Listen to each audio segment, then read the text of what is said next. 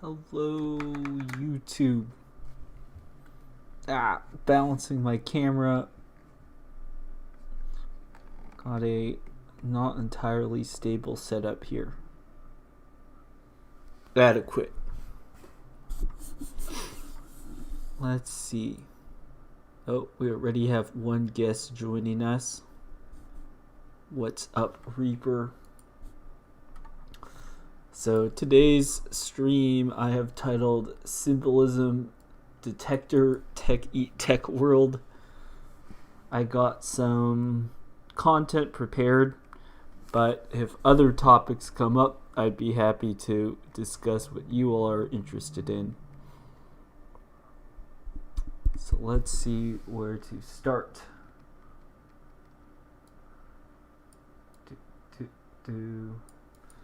So I'm going to start by talking about metaverse related things. So maybe that's the one theme that's tying a lot of the streams I've been doing here together, is that in one form or another we're analyzing the metaverse, which is kind of officially announced with Mark Zuckerberg and his Meta company. Mark Zuckerberg Meta. But what's been interesting and what we've been doing here is diving into a bunch of the, we could say, predecessors to the current iteration of the metaverse. For example, we were looking at some essays, some science fiction, talking about how these ideas have popped up in entertainment and all sorts of stuff. So yeah, here's Mark Zuckerberg and his Meta. So personally, I think that maybe right now you could say I kind of have a minority view, in the sense that I don't think that Meta is a bunch of baloney that's going to fail. I actually think that they're completely serious about this, and actually that it has a lot of funding and backing and all that. Reaper remotes on my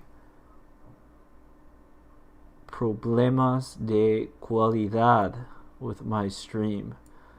So I've zoomed in on the document. I actually don't know how to.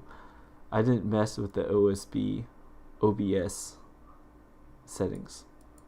So hopefully this is visible. Okay, so let's take a look at some metaverse topics. So I have this general claim that the metaverse represents a natural step in our technological society. So for those of you who may be viewing this that haven't viewed my other streams, we're looking at this book by this French guy, The Technological Society by Jacques Ellul, which I could just pull up right here. So in this book, there's this claim. So I'll just read on technique. The defining concept defining a technological society is technique. Technique is different from machines, technology, or procedures for attaining an end. In our technological society, technique is the totality of methods rationally arrived at, having absolute efficiency for a given stage of development in every field of human activity. So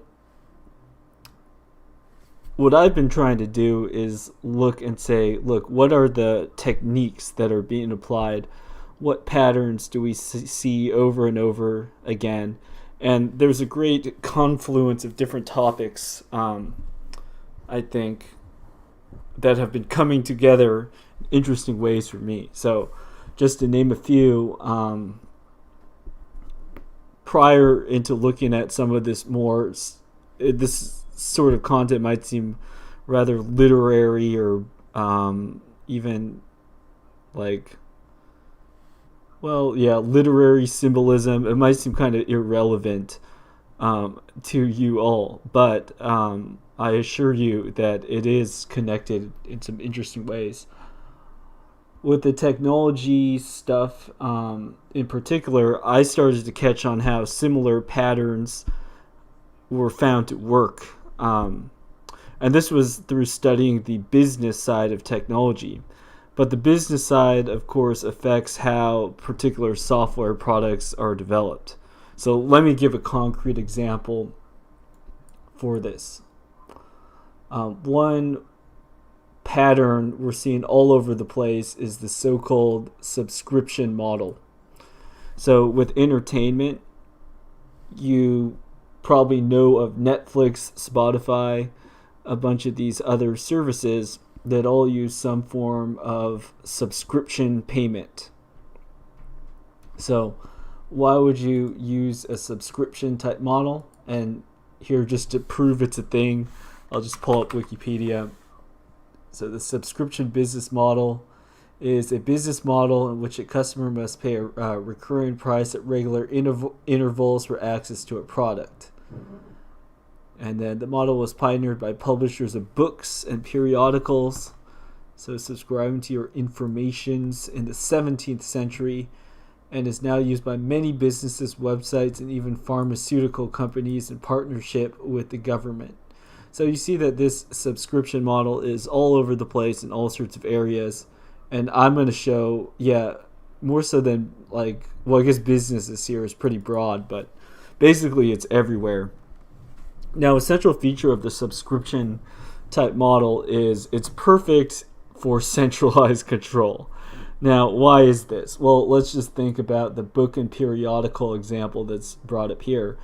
If you're talking about subscribing to a magazine, something like that, then what happens? Well, the publishing house, the central entity, decides what goes in the book, what goes in the periodical, and then they push out the product and they give it to the subscribers and they receive their payments and all that sort of stuff.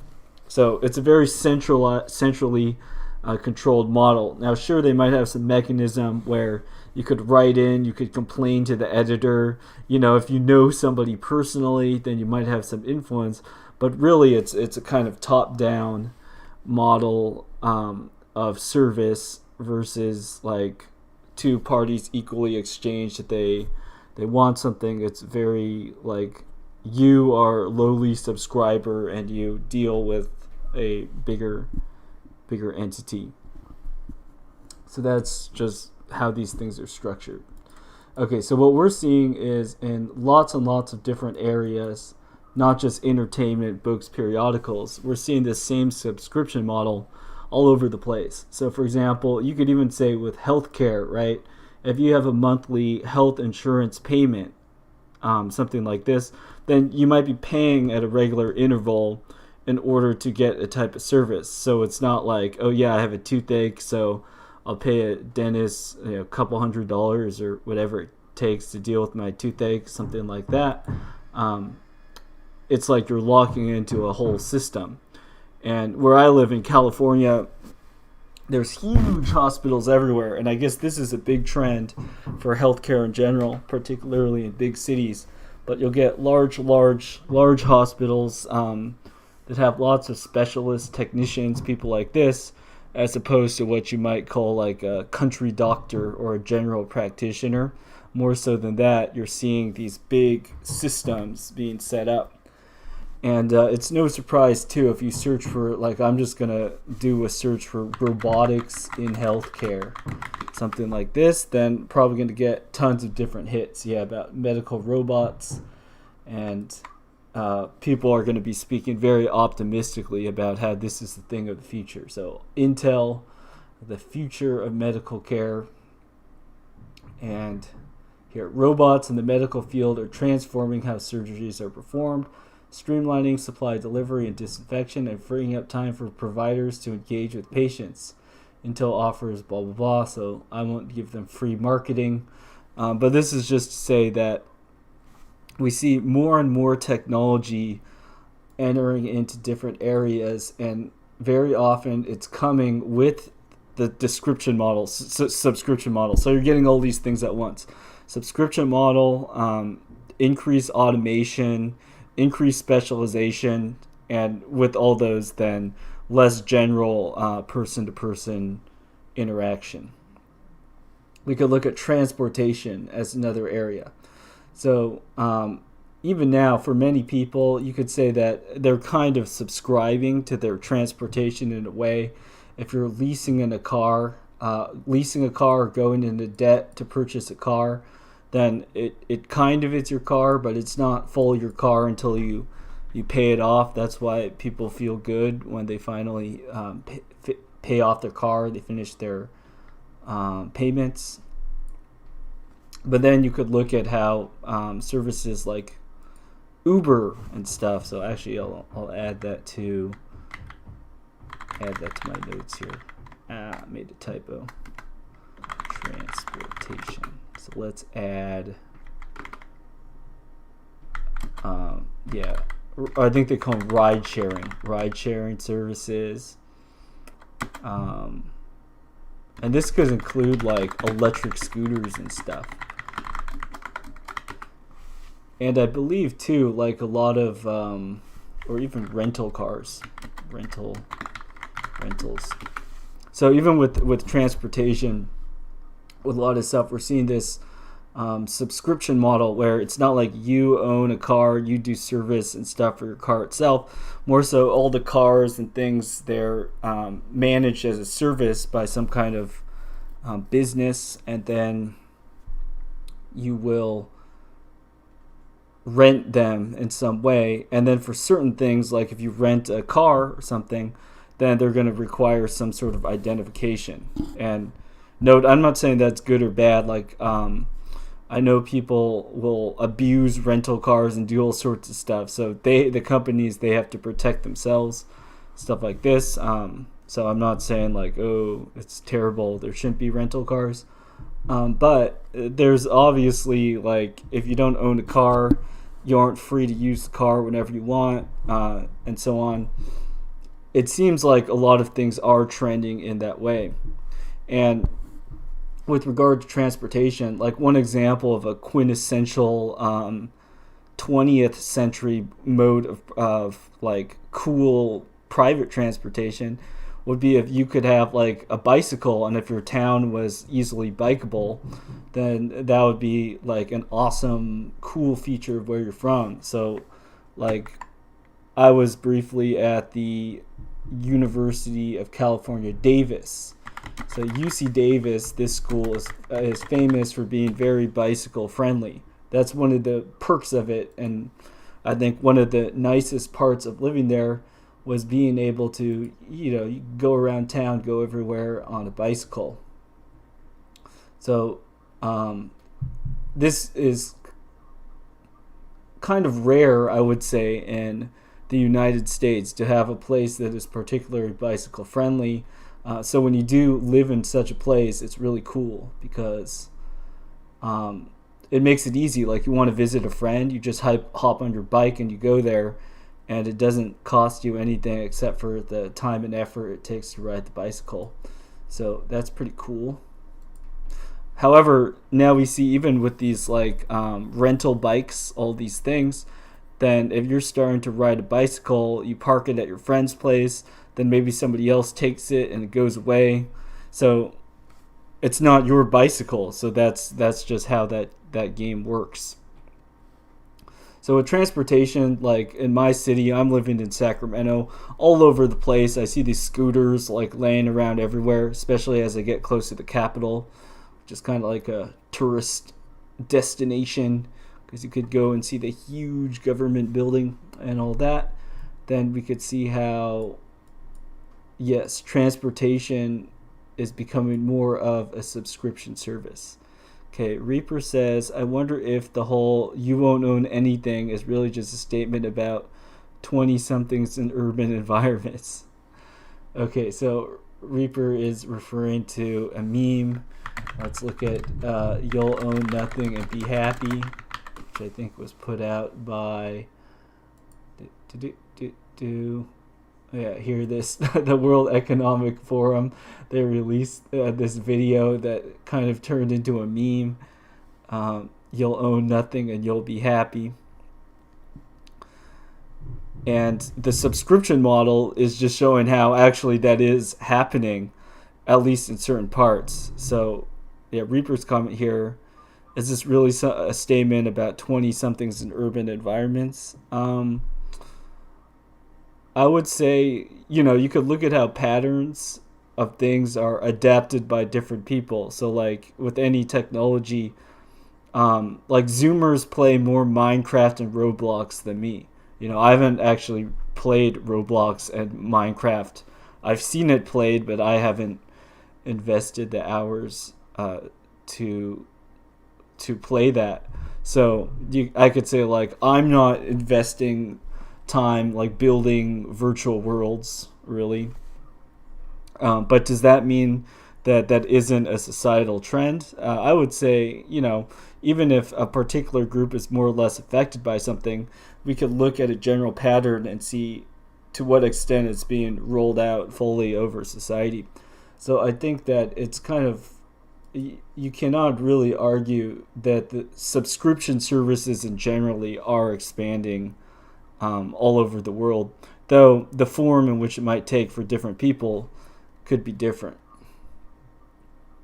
Okay, just a couple more examples of this subscription model. Fitness and lifestyle things, and there's companies that are trying to offer like high tech or innovative brands of this. So, for example, there's this company Peloton, and Peloton's one of their selling points is you subscribe to their service, and then you could do like guided workouts, and you could see their prices: $39 a month for their bike, $54 for their bike plus per month. So that's an example of a fitness service. And Meta slash Facebook, they have their own VR offerings. I actually have not met anybody who has used or does use this. So if you do know of such a person and they would be interested in sharing about their experiences, feel free to let me know. Could hear about what it's like.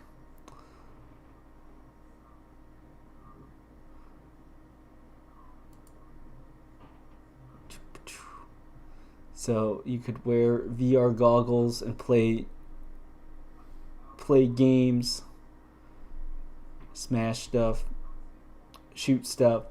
Anyways, from a business point of view, if you could get something like this working, then it could be a very lucrative business model, because if you literally had people like in their homes doing VR stuff, and then they paid you money and they kept up with this and they liked the service, and maybe they even did microtransactions, then this could be huge mega bucks.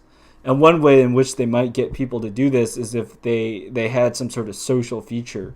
So pretend if you could they use some gamification. So you complete your workout successful 5 days in a row, then you could get like a little badge, or you could share it, something like that. Then people might start to compete and find ways in which, like if your friend cares about Facebook VR, then suddenly it's more relevant for you to participate in it, even if you aren't so excited to start. All right. Reaper says, it seems that human beings have deep tendencies to nest in a house that is theirs. I think home ownership is going to be a goal for anyone that can afford it. In fact, I think instead of making it rare where we just fractionally rent houses, let's say, I think new financial devices can help more people own instead of rent. For instance, there are people that have 10 years of rental history but don't qualify for a mortgage, so they get stuck paying more for rent than a mortgage. It would be relatively simple to have Fannie Mae, the U.S. government, agree to underwrite FHA loans for first-time home buyers and accept 5 years of rental history as proof of financial solvency, etc. Yeah, I mean, I think that there's a general agreement among people that like affordable housing for more people is something that we want. Like, you would have to be pretty soaked in some favorite political framework or theory to be opposed to that. I think that especially if we're considering like what setups do people need in order to have a family, to raise a family, then I think it's natural that people want some form of stability. So you need to have a house that is big enough so that you could just have space to do stuff, basically, and then it has to be in a safe enough place. So I think, what a lot of people have for demands for homes isn't like super luxurious or anything. But even that, right, to buy such a thing nowadays, pretty hard. I haven't done it. I'm a renter myself, so there's that. Okay, so subscription models, they're everywhere. So let's see. Okay, then I'm going to talk about frameworks now. Okay, so talking about various patterns that we're seeing a lot of, I think subscription model is one of them. One word we're seeing everywhere is this word, framework. So, for example, I've shown a couple times on this stream, at least, in the United States, Biden's plan, he calls it the Build Back Better framework. And if I just search, do a search here, framework to address climate change, then, I'll get all sorts of hits that are using this word framework. So I think DHS, Department of Homeland Security, strategic framework for addressing climate change. Oh, it's a PDF. United Nations framework, Convention on Climate, something, proposed framework. So there's these frameworks everywhere. So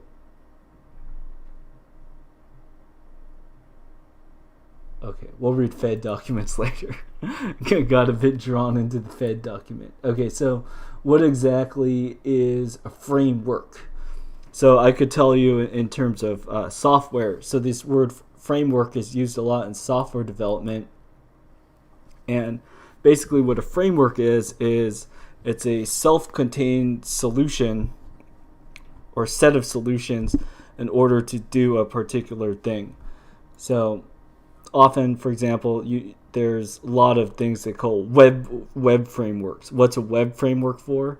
Web framework will give you a fixed way to do lots of common things people might demand for a website. So for a website, you might have to have some forms that you submit that puts data on some server somewhere to display pages to users, and so on and so forth. So a web framework will provide you a plan to do that. So you aren't doing it from scratch. Like if you just started from scratch today and I said, hey, make me a website that accepts some text input from a user and you save it to a database. If you just started that and tried to do it right now, unless you're a very experienced programmer, well, even if you're a very experienced programmer, it would be very time consuming and take a lot of time. So a lot of people want to do basically the same sort of stuff with websites. So it makes sense to have web frameworks, like a common solution to common problems. Maybe a comparable way to look at this would be like a franchise for a restaurant, right? It's like Subway or someone comes up with a successful model to make a sandwich shop. So if you use the Subway franchise framework, right, and you basically just do the exact same thing as them, then you kind of could have good predictions about what sort of results that you're going to get if you go ahead and you follow their program. So software frameworks. Now, here I ask the question, how might this be applied to policy and governance? Well, if you're looking at how people might organize stuff similar to how you might build a website, then you could say like, okay, there's certain needs all the people want, basically. There's certain areas where we tend to have problems. And then just like how you might have build a website using a web framework, well, why don't you build a society or build a nation or whatever using a policy or a governance framework. So this is all very high level in the sense I'm not talking about specific people, specific policies and stuff, but you could look at this all as a kind of top-down planning model that it takes a lot of language that we've seen in like corporate land. So software, big tech, right? Very corporate. It sounds free markety in the sense that it's like big business in the United States, but the sort of systems that could be put in place are actually very planned top-down systems. So it's not like capitalism versus communism. It's like, yes, welcome to the technological society, which is a kind of totalitarian state. And in what sense is it totalitarian? Well, you have a framework, and this framework's going to have like procedures, operations, techniques, whatever you want to call them, to address basically every area of your life. And then here, just giving this example, like the subscription model, here I listed a bunch of places where you might see the subscription model. So healthcare, transportation, fitness, lifestyle, food. Then a lot of these things, you could see how now it's on a kind of people as they choose sort of basis. But what happens once you get, like, let's just say you have a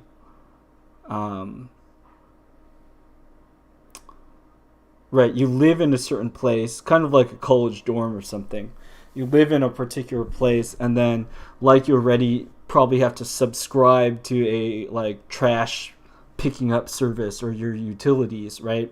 Then we might see more and more services being tacked on to the requirements to live in a particular place. Or, you know, if you're a suburban Karen, then the homeowners association may be kind of your way in which you enforce your will on the other people that live in houses that look similar to your houses. 9 things to know about homeowners associations. Restrictive rules and high fees are just some things to watch out for. Oh boy. Many condos, co-ops, and even some neighborhoods have homeowners associations, HOAs, made up of member residents. HOA members are elected from among the residents who serve to maintain grounds, master insurance, community utilities, as well as the overall finances of the building complex or community. Most HOAs will require all unit owners to pay a monthly maintenance charge and may also demand special one-time assessments to cover large community expenses. The HOA, blah, blah, blah, blah, blah, blah. So, horror story. Imagine you're living in a burb. You're living in your comfortable tract home. And then the HOA is like, we should be more healthy. Let's sign up everybody for Peloton. That was the exercise bike thing I referenced, right? So, theoretically, with all these subscriptions, I think it's not hard to see how, you know, it starts with something small. It's like, oh, it's just an extra $10 a month or something. But you might see that more and more service subscriptions, these sorts of things, are pulled into more and more areas of people's lives as these services, they make it very easy to sign up for them. So as you get communities that are being more and more controlled by, or more and more centralized through digital systems, then I think that naturally we're going to see how stuff falls into place in bigger frameworks. Okay, something I was going to mention a bit later, but I'll skip to it right now, and that is this term cybernetics. So when we think of like cyberspace, cybercomputers, cyberpunk, I think naturally for most people that haven't looked into it, right, it just means computers, right? So what's cyberspace? You know, it's like the internet. What's cybersecurity? Well, it has to do with like security of computer networks, that sort of stuff. I think that would be a pretty common, normal understanding of these things. But we look at the etymology of the term cybernetics and note that the field of cybernetics was around before we have like computers that look like the computers we have today. I learned this from reading Jacques Ellul and those French people. It's like, oh, I didn't realize the term cybernetics has been around so long, but it's been around for a while. So let's look here. Etymology of cybernetics from ancient Greek. Cybernetikos, good at steering, good pilot. From Cybernau, I steer, drive, guide, act as a pilot, possibly based on 1930s French cybernétique, the art of governing. The term was coined in 1948 by U.S. mathematician Norbert Wiener, influenced by the cognate term governor, an early control device. So, cyber computer stuff, it's always had to do with governing from its inception. And here's some definitions of cybernetics: the theory science of communication and control in the animal and the machine, the art study of governing, controlling automatic processes. I think that's one of the main things with computers, automatic processing, or like executing some program, and communication, or 3, technology related to computers and the internet. So this third definition is the one I was saying that's kind of like the normal, common one that we think of, but we look at the etymology of this term and why, like a lot of the stuff that we know as like cyber this or that, why did it come about? And the answer is, well, it has to do with driving, steering, or governing. And we could look at what computers still do to this day. There's no mystery behind this, right? Computers are very important for a lot of controlling transportation, scheduling labor, validating transactions, doing all sorts of this stuff. Lost my page. The cybernetics computers are very important. So frameworks everywhere. Framework to address climate change. Framework to build back a new, better society in the United States. And then we see how these terms are also used by a lot of other systems we're seeing build up for a long time, like software frameworks that we talked about. And then we could look at what sort of things are likely to fit into these frameworks, such as subscription services everywhere. And subscription services are perfect for governing or control, because when the service is centralized, let's just say something in a book is offensive and you don't want people to see it anymore.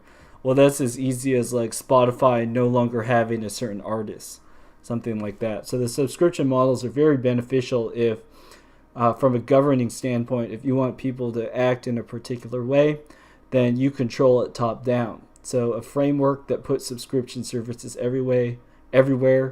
I think we're going to see more of that, and you could see why somebody who wants to control everything would enjoy that. All right, so let's pause a moment, check to see if we have any more chats or anything like that. Nope, looks like we don't. Okay, let's see. I think, because it is a pretty quiet stream today, I'll hold off on these news stories for now, and we'll look at some spooky symbolism in tech. And then if there's any interest, we'll go into the news stories. Otherwise, I'll hold off and talk about that content a different day. Okay, so if you saw the cover image for this stream, I was showing the Meta logo, which I'll pull up, and then I also showed the Visual Studio logo, which I'll pull up as well. So here's the Meta logo, and then we got the Visual Studio logo. Now, these corporate logos, one thing I've noticed just talking with friends and stuff, when these things get updated, then people might say something to each other like, does the new logo look better than the old logo? Is that an improvement? Things like that. And I would say a general consensus just from talking to people from maybe a design standpoint is I don't know anybody who says, "Oh yeah, logo design has gotten better over the years." I don't I don't know anybody that will say that. So if you do believe that, feel free to make that claim and we could talk about it. But it's more like logo changes and updates, they just happen. And I'm sure somebody has explanations why, but I'm not going to try to say why. Anyway, so here's the Meta logo, and I guess it kind of looks like an M, but it has an obvious resemblance to a kind of infinity symbol. And this sort of imagery comes up in other places as well. So one example I just thought of was, here's the Visual Studio logo, which also you could say it kind of looks like an M, just because of this line. But also it's the idea of this infinity. It's a never-ending, you could write code for the rest of your life, I guess. There's an infinity form to it. So I think that's pretty plain to see. Now, where I thought that was interesting was there's a esoteric symbol, the Ouroboros, the serpent, snake, dragon that eats its own tail. So oftentimes you'll see it in a circle like this, but then it's also very common to see it in this sort of form, also following like an infinity. And the infinity form too, it makes sense in that it's like this unending cycle, right? If it's like have a dog chase its own tail, only it's not a dog, it's like a snake thing. So we could look up like, what does this thing mean? What does it symbolize? So ancient symbol depicting a serpent or a dragon eating its own tail. The Ouroboros entered Western tradition via ancient Egyptian iconography and the Greek magical tradition. It was adopted as a symbol in Gnosticism and Hermeticism, and most notably in alchemy. The term derives from ancient Greek Ouroboros, from ora, tail, plus voros, eating, so tail eating, just descriptive name. The Ouroboros is often interpreted as a symbol for eternal cycle renewal, or a cycle of life, death, and rebirth. The skin sloughing process of snakes symbolizes the transmigration of souls, so reincarnation after death in some systems. What that means will probably depend on the system we're talking about. And the snake biting its tail is a fertility symbol in some religions. And the tail of the snake is a phallic symbol. The mouth is a yonic or wound-like symbol. Okay, so bunch of creepy wizard stuff going on. It's like a thing sucking or eating itself. It's a death, rebirth. There's a kind of infinity that has to go with it. And curiously, the Meta Mark Zuckerberg create a new reality thing happens to look like a bunch of this ancient wizard stuff. So that's kind of spooky. And then we could note too that Facebook, these companies, I mean, you could look at what they're doing. These names, of course, they are related to the company. I'm not saying that these are bad names, but these names are they're revealing about like what they're doing. So you could say that to look like Ouroboros and this sort of stuff, it's pretty fitting for these companies. They have aptly chosen names. So let's look at Facebook Reality Labs and then the Unreal Engine. Reaper says, are you saying there's a connection between the infinity symbol and the snake symbol? Yeah, I'm saying that they're used in it's like they're shared forms between them, and people are trying to suggest similar things with them. The Ouroboros and infinity looking symbol. And I'm also saying that like if you look at what magic mages these people say that they're doing, versus like what it is that Facebook and subsidiaries and other people are trying to do.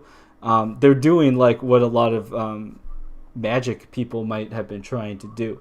So now you aren't like looking into a crystal ball trying to see the future, but instead you're doing like big data analysis. So you're trying to predict the future, but you're trying to predict the future with a different form, with a different sort of thing. So I'm saying that there is this connection between what they're trying to do and images and symbols that are used. So yeah, like Facebook with Reality Labs, for instance. I mean, they just call it Reality Labs. Why? Because they're trying to like change to make it augmented. So there's reality and then put something on top of it, or do a virtual reality. So there is reality, but then let's sort of make our own reality. So they could will something or think something, and then you could create that thing with the technology. Like, is that what they're trying to do with this technology? Does not seem so far-fetched to me. Then here is an example of Unreal Engine. And then they got some really fancy tech. I wanted to show the metahuman. They made these things called metahumans, which are these like very realistic digital people simulations. So this free cloud-based app here empowers anyone to create photorealistic digital humans, complete with hair and clothing in minutes. So this technology, I mean, it looks very impressive for like simulating people.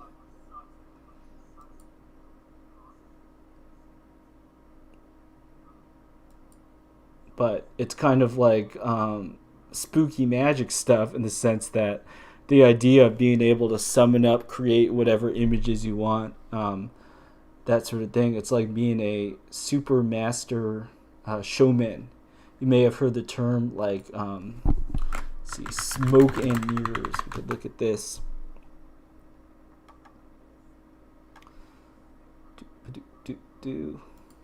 Okay, Reaper says, Wikipedia says it is a variant form, the Roman numeral for 1,000, or a variant of the lowercase form of the Greek omega letter. In modern mysticism, the infinity symbol has become identified with a variant of the Ouroboros, an ancient image of a snake eating its own tail that has come to symbolize the infinite. The Ouroboros is sometimes drawn in a figure 8 form to reflect this identification, rather than its more traditional circular form. Okay, so Wikipedia claims that the connection is modern. Yeah, I mean, the point that I'm making is that a connection's there. So looks like you had found a citation of someone making that connection explicit. I'll just mention too that as far as like letters and symbols go, of course, like throughout history, people have been making a lot of associations with like written forms and various meanings. So, like of course, with the alphabet, A is the first letter. So, if, like alpha and omega, right, beginning and the end, that would be you're using the letters and the forms of letters to symbolize something. Now the numbers, and we could maybe get into this different time. The letters and stuff is very interesting because I think like with Roman numerals, for instance, right? People didn't have like now we use the Arabic numerals would be the most common thing we see all over the place. Look at Arabic numerals, but people used to write numbers, represent them using letters. I think in lots and lots of different languages this was the case. So now it's common to write, of course, Arabic numerals to represent numbers in many cases. But right, like I think everyone here, if they're an English speaker, they'd be familiar with Roman numerals. Roman numerals are an example of using letters to represent numerals. And then, of course, you could find Greek numerals, you could find Slavonic numerals, you could find all sorts of different different numerals, right? So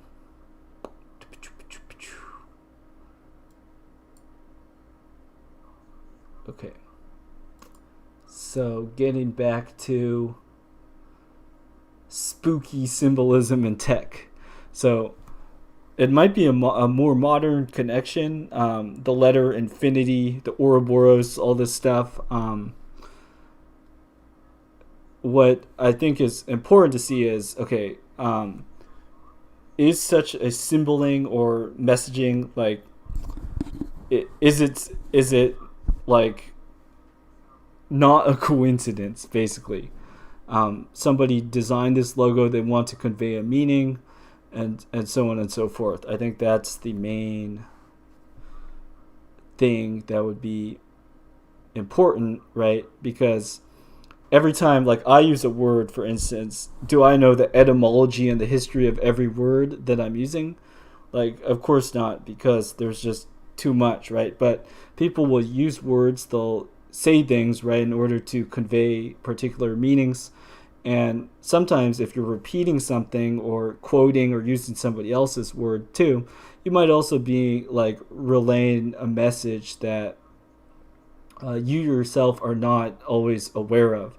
So a to come to think of it, like in recent events, one thing that's happened is with the media going all bonkers about a lot of stuff. Like, there was this thing where people said the OK sign, like this, it got associated with a being like a white supremacist a dog whistle or something, such that if somebody made the OK sign, if somebody is kind of trigger happy with respect to seeing people attacking everywhere and pointing the finger and saying like you're being a hater, then it could be someone uses a symbol like the OK sign, and then inadvertently they also convey some sort of message to certain people just by virtue of using that symbol. Now, I don't know. My view is like looking at a lot of big companies and stuff and knowing, like, you could look at Apple computers, for example. They're famous with Steve Jobs and putting a lot of time and attention and detail into design and things like that. I just think a company like Facebook or something, when they're making some kind of choice for such a big thing as logo branding, because just think about it this way: if you change your logo or something like that, your logo is going to be plastered everywhere. So a logo change, maybe you could say it's a more significant edit to your branding or your company or something like that, then, for example, if Windows decides to move the start bar by default to the top of the screen. Okay, if you move the start bar to the top of the screen, of course, it's going to affect a lot of people. A lot of people might like it or not like it or something. But still, you're just modifying like one of your products. Now, on the other hand, if Microsoft decides to change the whole name of their company or something, well, there's going to have to be, I think, a lot more attention, maybe committees, all this stuff behind it, because now this is saying, this is the umbrella thing for all of their products rather than just like an aesthetic change or like a functional change within one of their products. So when I look at something like why does Meta choose to have the logo that they do, looking like an infinity and not really looking like an M? I mean, obviously they didn't choose that because it maximally looks like an M for Meta, because you could come up with many much more M looking things. So, right, if they wanted to convey like infinity of some sort, they want to convey some sort of message. What is the message that they're saying? What are they expressing about who they are and what they're doing? That, I think, is the interesting question.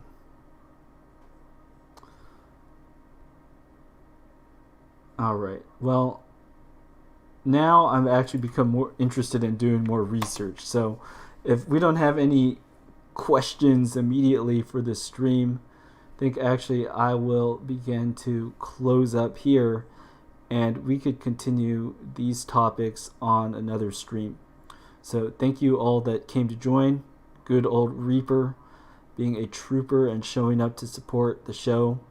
I appreciate your viewership, and I hope we could continue to learn a lot, and there will be more. I'll probably be returning Monday, no weekend streams, but on Monday I'll plan to be back at 3:30. So until then,